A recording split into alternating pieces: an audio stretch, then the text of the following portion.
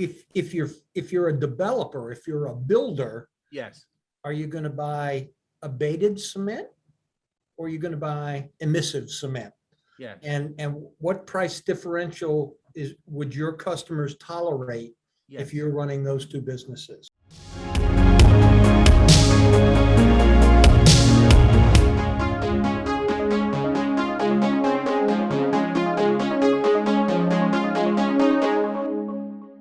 Now, as you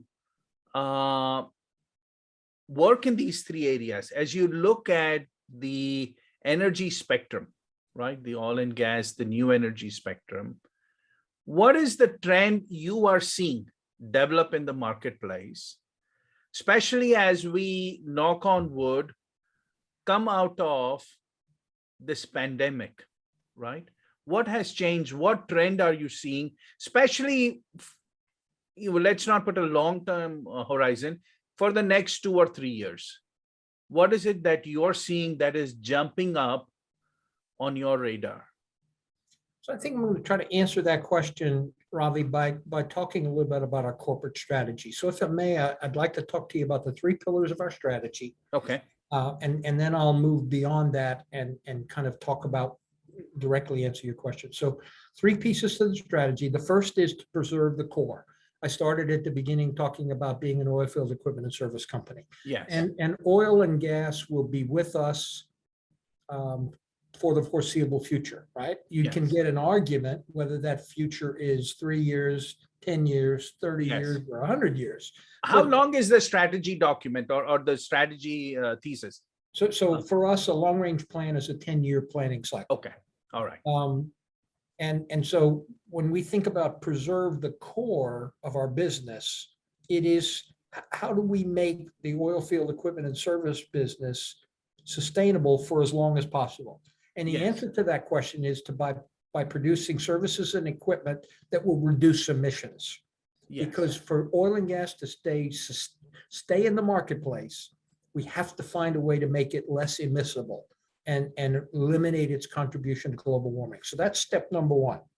And let me understand that step. That is emissions from your own operations, or are you looking at, I understand there's a term called scope 3 emissions, where you're beginning to develop technologies when somebody consumes oil or gasoline or natural gas, they are producing emissions. Are you focused on that? And do you include all of that entire value chain, or is it just focused on Baker Hughes operations? So that's a very complicated question. For us, we are focused right now on our own scope 1 and scope 2 emissions, Okay. but we are moving to a conversation about scope 3 emissions. Okay. Our scope 3 emissions really come from our supply chain. Yes.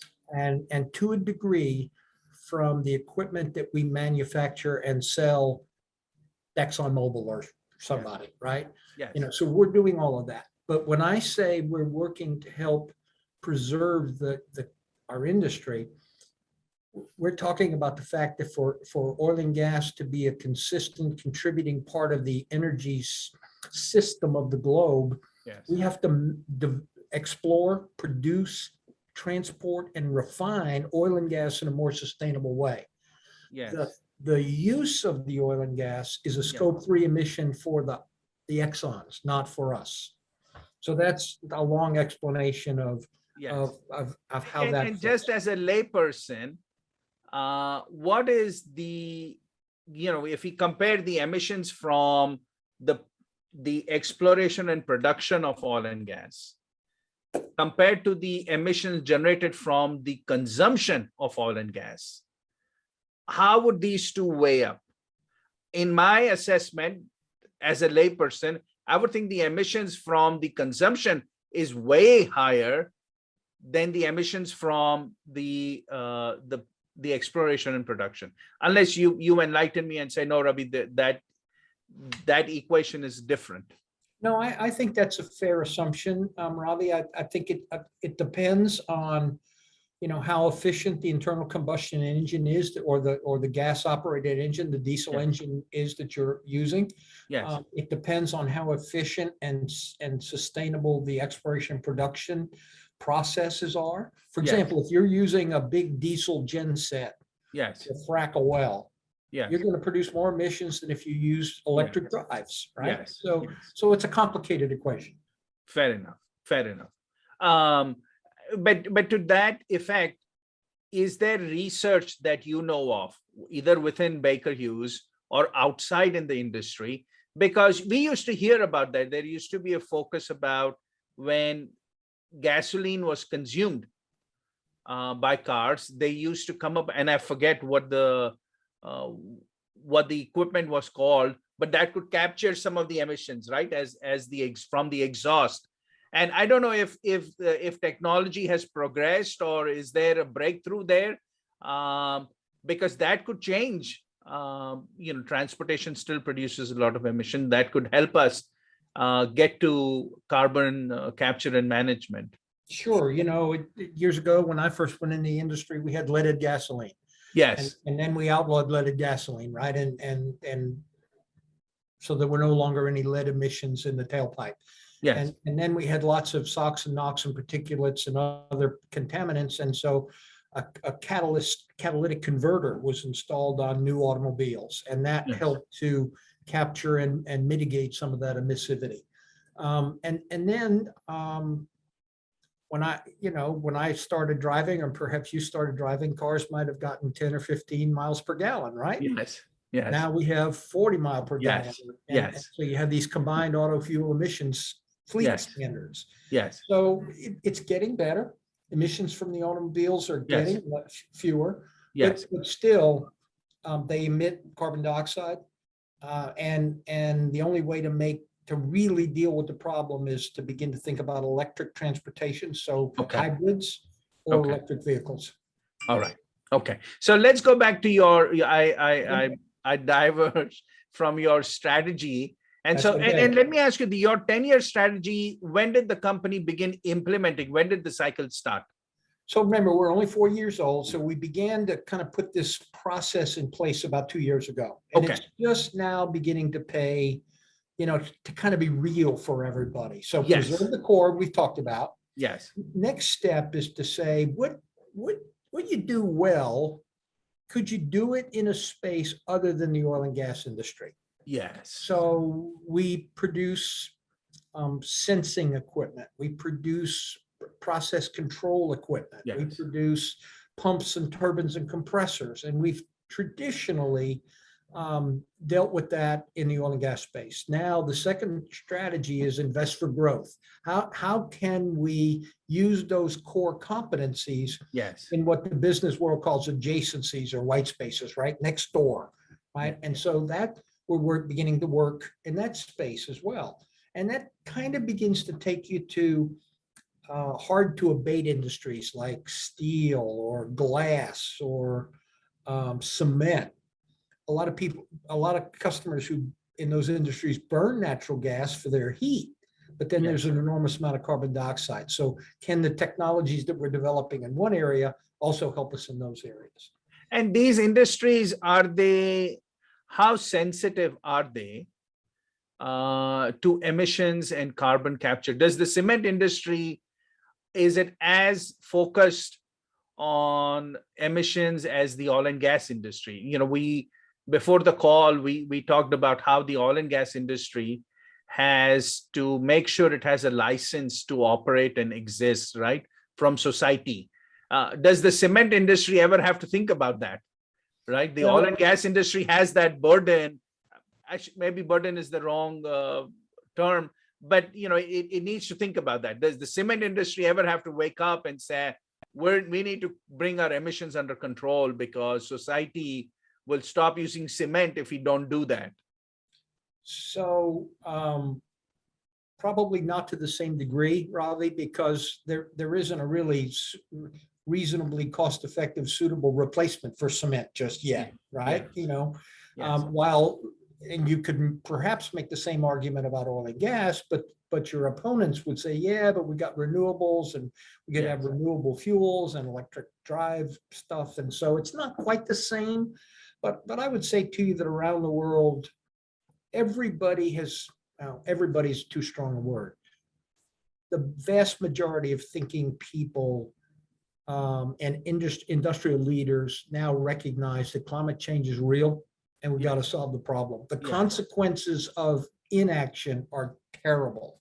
Yes. The costs of inaction are terrible. And Yes. so finding ways to resolve that is important.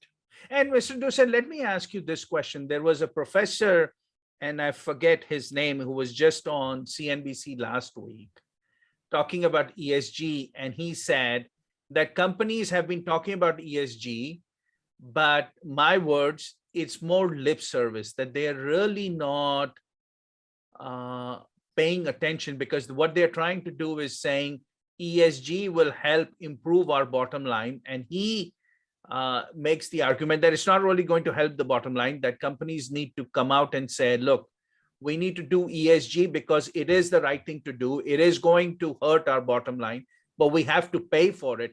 Do you sense that either in the oil and gas industry or in the other industries, that there is a recognition that ESG is something that companies must do?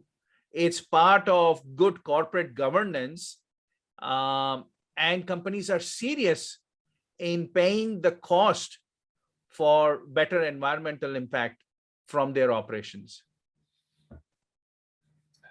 Yes, I think that they are serious. I think that in almost any business, you have to compete for capital. Yes. And when your investors or your banks begin to call on you and Yes. or your customers, right, and begin Yes. to ask for certain kinds of information, Yes. then you have very little choice. So Yes. so I would say to you that both things are true. There are many companies along the path, and I believe Baker Hughes to be one of them, right, who Yes. recognized the reality of the climate change dilemma and Yes. said, you know what, it's going to be more expensive. It's going to be hard. Yes. There are going to be parts of our customer base who are not going to like this, Yes. but we're going to do the right thing. And so Yeah. we've started to voluntarily report to TCFD and a variety of different ESG reporting agencies. Yes. Now the Securities and Exchange Commission is getting involved in all of that. Yes. And so more and more people are beginning to do it. Others will, but the idea, kind of bouncing around on this question here, but I think it's more than, it's not just a cost. Yes. We have customers come to us regularly and request a bid on a particular product. That maybe they want to buy, I don't know, 20 wellheads, right? Yes. So they ask us for a price on a wellhead. And in addition to the price, they want to know the emissions from the supply chain Okay. that went into making that. Yes. So there's a real business. And if I'm more sustainable and less Yes. emissive than my competitor, Yes. I get an opportunity. And is the customer willing to pay a premium for that? To a point. Yes. And what is the point? Is that 2%? Is that 3%? Is that 5%? It certainly I is don't not think- 20%. A customer will walk out of the room. If you said, look, I have a manufacturer whose supply chain is pristine, but it costs you 20% more, the customer has left before. I don't think anybody really knows, Ravi. So we prepare a bid on those 20 on those 20 wellheads. Yes.